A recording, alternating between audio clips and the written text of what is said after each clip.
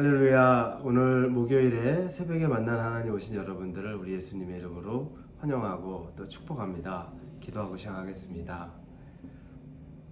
좋은 날을 맞이했습니다. 지난밤에도 하나님 저희가 평안하게 쉬고 잘 수 있었습니다. 아침에 일어나서 하나님을 또 말씀으로 만나니 이 아침이 기대가 됩니다. 어느 날도 기대하지 않는 날이 없을 만큼 하나님이 주신 날은 최고의 날입니다. 그러나 말씀으로 동행하는 하루는 상쾌하고 감사가 있고 그리고 하나님이 어떻게 운행해 가실까에 대한 소망이 있는 시간입니다. 오늘도 우리에게 말씀을 주시니 이 말씀을 통해 하나님을 드러내 주시옵소서. 하나님의 존재를 우리가 발견하고 하나님과 만남으로 우리 안에 결단이 있고 우리 안에 회개가 있고 우리 안에 새로운 도전이 있는 시간이 되기를 원합니다. 함께하여 주옵소서. 예수님의 이름으로 기도합니다. 아멘.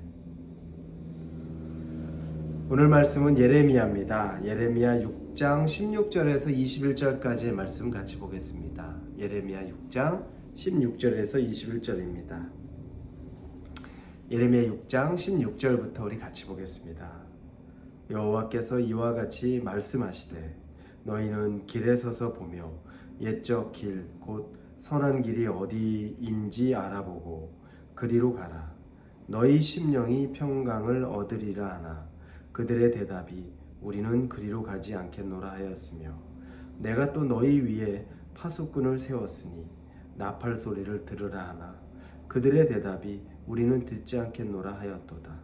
그러므로 너희 나라들아 들으라.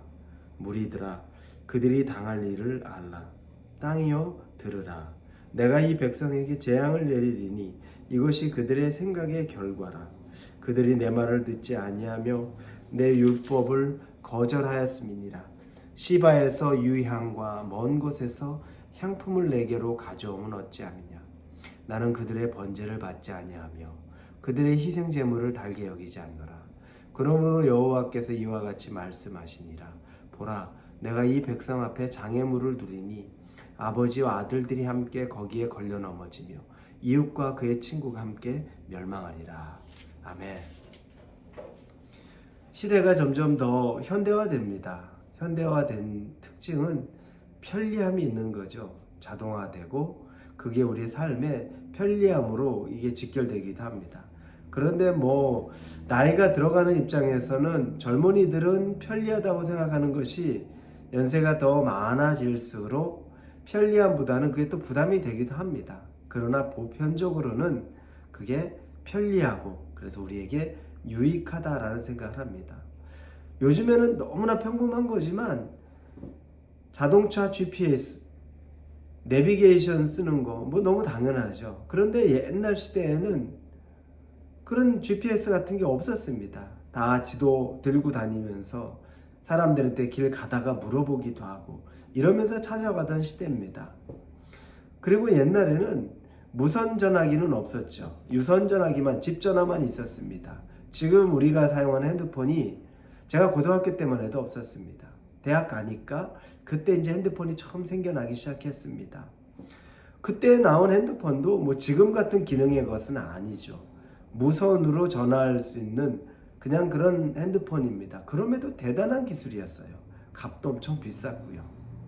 그런데 이 전화기 이제는 발전해가지고 카메라 기능에 작은 컴퓨터 기능, 그러니 은행을 볼 수 있는 기능까지 다 들어있습니다. 얼마나 편리합니까?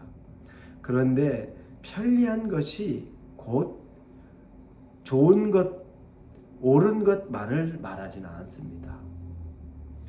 전화기가 없던 시대에 생각해보면 우리가 어렸을 때 가족들이 그냥 TV 한 대 앞에 몰려들어서 거기서 그렇게 깔깔대고 웃고 재밌습니다. 밥 먹을 때 되면 얘기하고 이런 얘기하고 저런 얘기합니다. 요즘에 밥 먹을 때 다 핸드폰 하나씩 들고서 식당에 가보면 그런 경우들 너무너무 많이 있죠. 가정에서도 젊은 아이들, 이런 아이들은 핸드폰을 보려고 해서 자꾸 제지시키잖아요. 식탁에서는 보지 않게끔.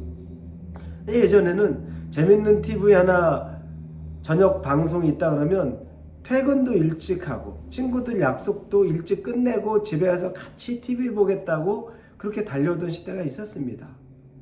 그리고 지금은 모든 걸 다 핸드폰에 우리가 전화 다 저장해서 쓰죠. 근데 그 시대에는 핸드폰이 없으니까 전화번호를 다 외웠어요. 우리 부모님들이나 뭐 저도 그렇고 전화번호 그리고 뭐 이런 번호들을 다 외워야만 했어요. 외우지 않으면 실수가 생기니까 다 외웠습니다. 근데 지금은 그런 게 없죠. 그러니 여러분, 불편한 것 같아도 그게 유익한 부분이 참 많았습니다. 그리운 부분이 많아요. 그래서 이거는 옳고 그름이, 오래된 것이 그건 잘못됐다, 그건 실패한 거다라고 꼭 말할 수는 없어요. 저는 왜냐하면 옛날로 돌아가고 싶은 것들이 꽤 많거든요. 지금은 너무 편리하지만 옛날이 나에게 주는 좋은 여러 가지 기억들과 또 경험들과 교훈과 따뜻함 있었거든요. 자, 그런데 이런 옛 것과 요즘 것을 보면서 이 기독교도 생각합니다. 요즘 시대의 기독교는 아주 낡고 오래된 종교로 여겨집니다. 젊은 세대에 맞지 않고 기독교의 교리, 기독교에서 말하는 진리가 마음에 와닿지 않는 세대라고 요즘에 얘기해요. 그래서 우리가 기독교가 조금 더 이런 사람들과 가까이 가려고 부단히 노력을 합니다. 그래서 사람들이 문턱을 낮추자 그러면서 교회라는 이 건물, 전형적인 교회를 만드는 것이 아니라 카페라는 곳에 교회를 세우기도 하고, 영화관 같은 데서, 극장에서 또 예배를 드리는 것들을 일부러 하기도 합니다. 아주 좋은 시도고 아주 좋은 생각일 수 있습니다. 그런데 본질은 그게 아니에요. 기독교의 본질은 사람들을 많이 불러오게 하는 것이, 장소에 대한 문제도 당연히 우리에게 고려되어야 될 것이고 좋은 어프로치이긴 하지만, 기독교에 대해서 사람이 낡은 것이라고 말하는 이 세상 사람들이 얘기하는 건 복음에 대해 그렇게 얘기하는 겁니다. 꼭 예수 믿어야 구원받느냐? 편협하지 않아?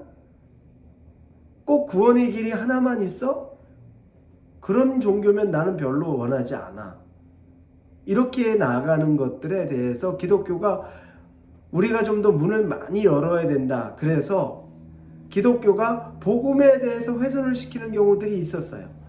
그래서 신학자들이, 자유주의 신학자들이 등장하는 게 뭐냐면, 사람들이 생각하는 거 그럴 수도 있어. 네 말도 맞아. 이럴 수도 있어. 그러다 보니까 나중에 차 떼고 포 떼고 다 떼다 보니까 진리가 남아있지 않아요. 기독교의 진리가 없어졌어요. 예수 그리스도를 통해 구원을 받는다는 거, 그것도 너무 편협한 것 같아.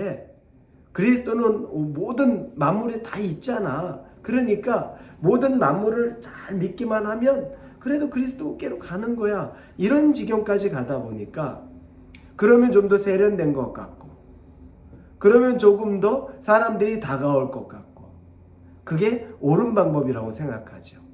세련된 것이 옳은 것 아니라는 거예요. 세련되지 않아도 여러분, 옳은 것, 진리가 옳은 겁니다. 기독교 세련되지 않아도 돼요. 그렇다고 해서 사람 무시하라는 게 아닙니다. 진리가 더 강하게 빛을 발할 때 그게 더 영향력을 끼치는 겁니다. 복음의 능력이 요즘과 같이 마음도 아프고 우리의 정신도 피폐해져 있는 사람들에게 길이요 진리요 생명이신 예수 그리스도를 진심으로 전달할 수 있다면, 예수를 통해서 구원을 얻고 영생을 얻고 우리의 마음에 치유를 얻는 것을 경험시켜 줄 수 있다면, 이거보다 더 큰 파워와 진리가 어디 있겠습니까? 우리가 이걸 놓치고 있는 거죠.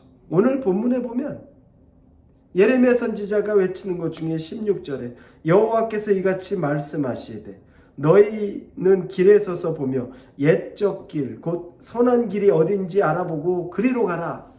옛길, 낡은 것 같고 그거 옛날에 우리 조상들에게나 하던 그 얘기, 그게 아니라 그 옛적 길, 그 진리가 스며 있는 하나님의 말씀이 선한 길이라는 거예요.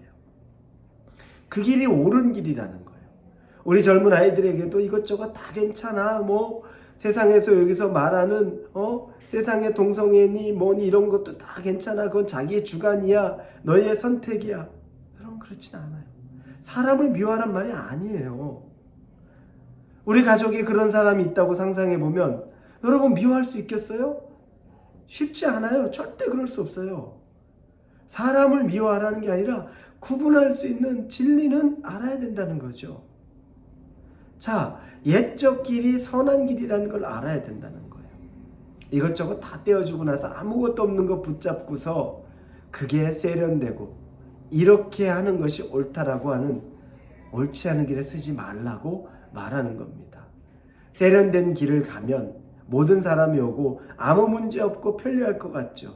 요즘 같은 세상에 세련되게 다 자동화로 되는 곳, 자동으로 되는 것 다 편리하고 좋을 것 같죠.